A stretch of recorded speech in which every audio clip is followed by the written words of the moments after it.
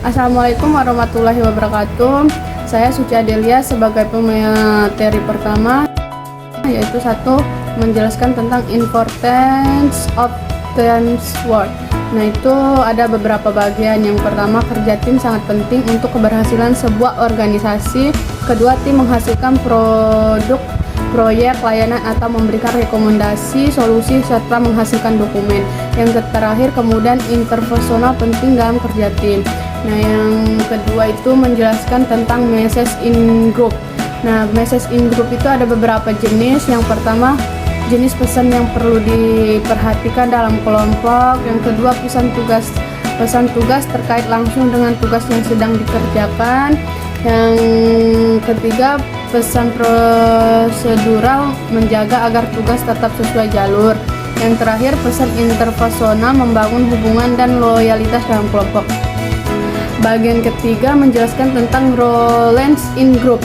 Roles in group itu terbagi ada beberapa bagian juga. Yang pertama, peran positif terkait tugas, membantu kelompok mencapai tujuan, mencari informasi dan opini, memberikan informasi dan opini, mengevaluasi, melakukan koordinasi.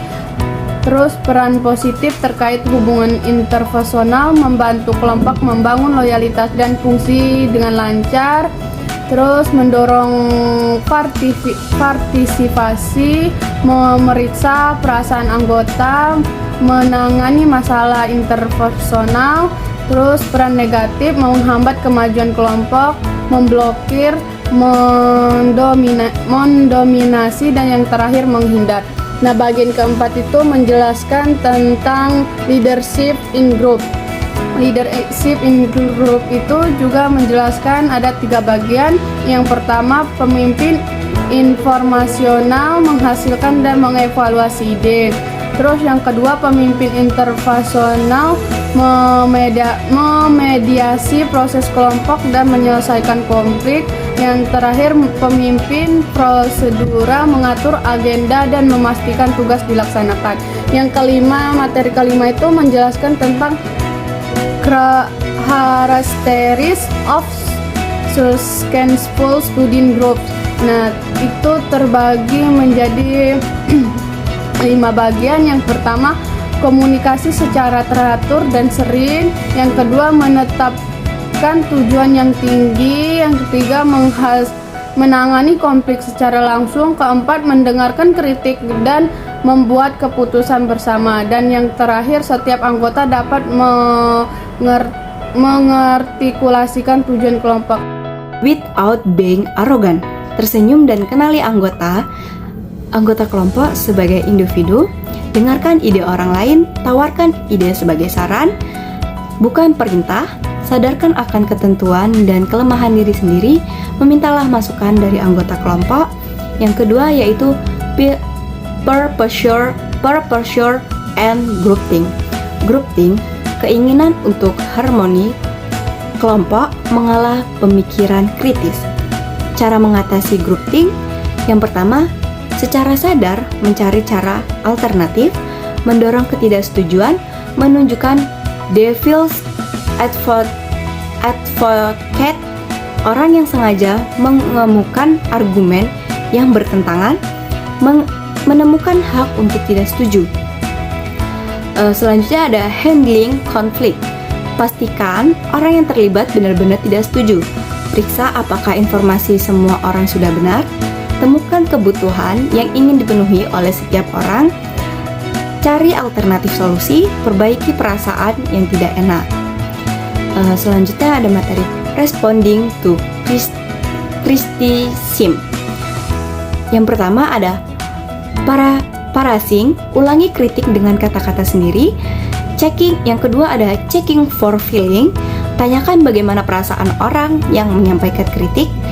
Yang ketiga ada checking for inference, identifikasikan makna tersembunyi dari kritik.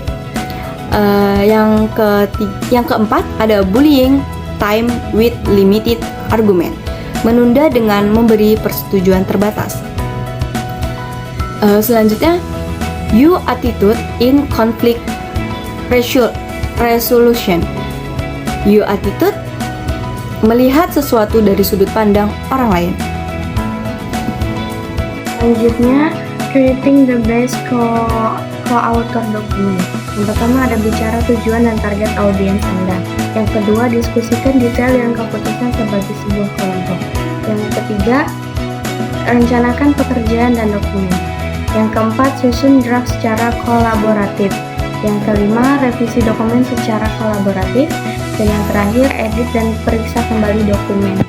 Selanjutnya, making the group process work. Yang pertama, sediakan banyak waktu untuk berdiskusi dan mencari solusi. Yang kedua, pilih anggota kelompok yang dapat diandalkan dan bertanggung jawab.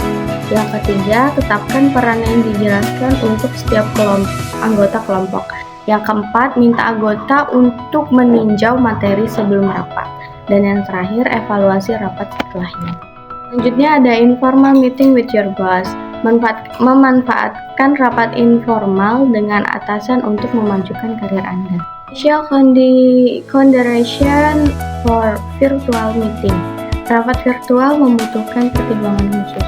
Ada standar agenda dan jenis. Yang pertama ada pahami apa yang harus dicapai oleh kelompok. Yang kedua, identifikasi masalah. Yang ketiga, kumpulkan informasi. Dan yang keempat, tetapkan kriteria.